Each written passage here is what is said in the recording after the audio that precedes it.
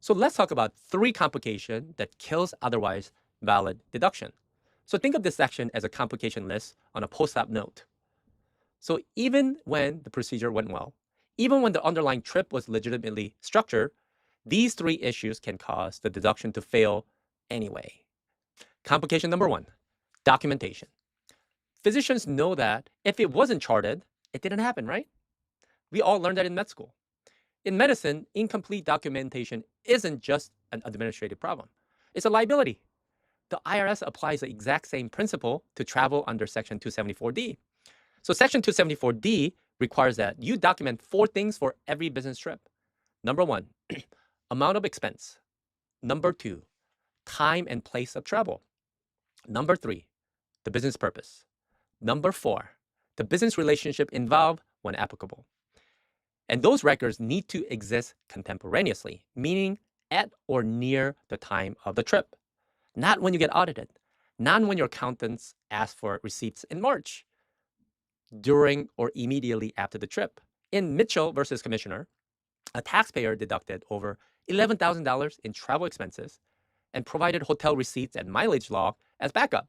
The problem was his receipt showed him in Houston on a date his mileage log placed him in Charlotte. Another receipt said Miami, while the log said Dallas. So the court found the receipts were inconsistent. The hotel receipt had been altered, and his testimony was not credible. And it disallowed the entire deduction. Every dollar, poof, gone.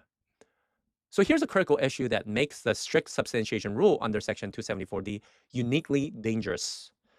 Unlike most areas of tax law, the Cohen rule does not apply to travel expenses.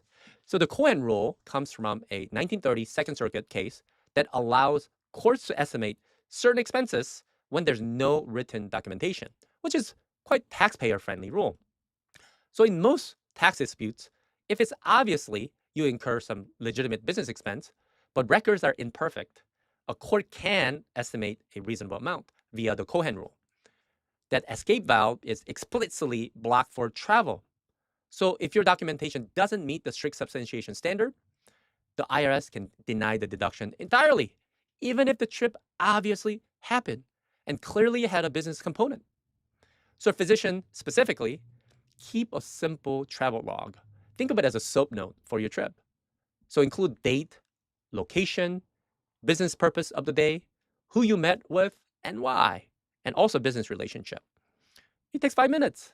So it's a difference between a deduction that survives and the one that doesn't.